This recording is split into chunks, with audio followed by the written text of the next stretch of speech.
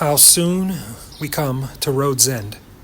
Failure, our two-dimensional sidekick, flat dream light won't jumpstart or burn us in.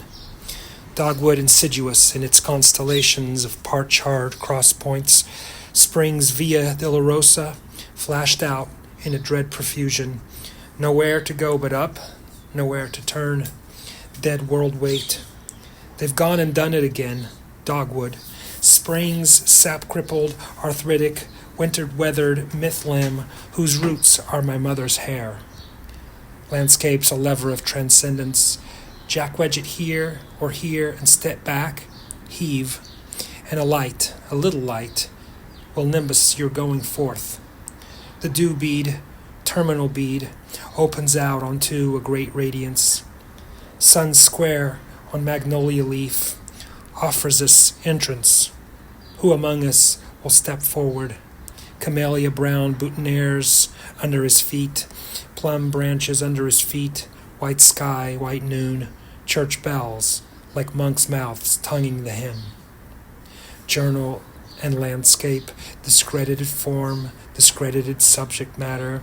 I try to resuscitate both, breath and blood, making them whole again, through language, strict attention.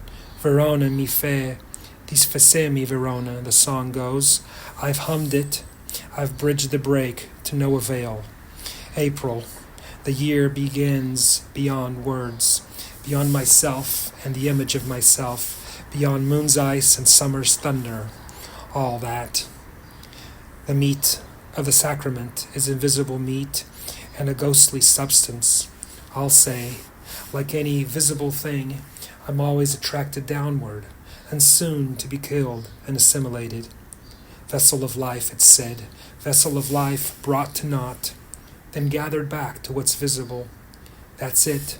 Fragrance of spring like lust in the blossom-starred orchard, the shapeless shape of darkness starting to seep through and emerge, the seen world starting to tilt, where I sit, the still, unwavering point, under that world's waves.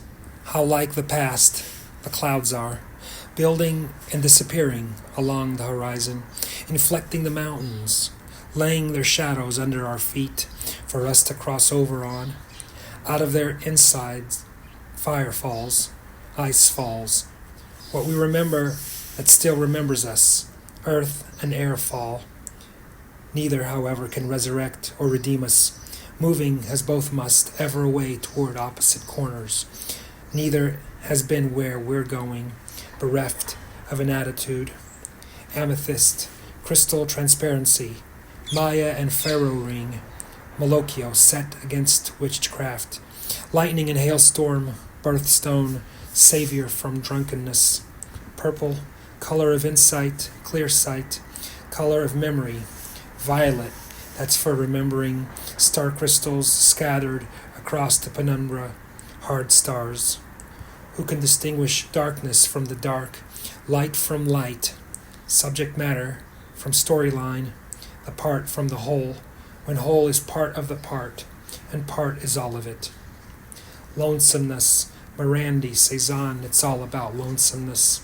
And Rothko, especially Rothko, separation from what heals us, beyond painting, beyond art. Words and paint, black notes, white notes, music and landscape, music, landscape and sentences, gestures for which there is no balm, no intercession, two-tone fields, horizon aligned between abysses, generally white, always speechless. Rothko could choose either one to disappear into, and did. Perciò non spero di tornar giammai Balatetta in Toscana. Not as we were the first time, not as we'll ever be again. Such snowflakes of memory, they fall nowhere but there. Absorbed in remembering, we cannot remember. Exile's anthem, oh stiff heart. Thingless we came into the world, and thingless we leave. Every important act is wordless. To slip from the right way, to fail, still accomplishes something. Even a good thing remembered, however, is not as good as not remembering at all. Time is the source of all good, time the engenderer of entropy and decay, time the destroyer, our only begetter and advocate. For instance, my fingernail, so pink, so amplified in the half-dark. For instance, these force-fed dogwood blossoms, green-leafed, diffused, limp on their long branches. Saint Stone, say a little prayer for me. Grackles and jay in the black gum. Drowse of the peony head. Dandelion globes luminous in the last light. More work to be done.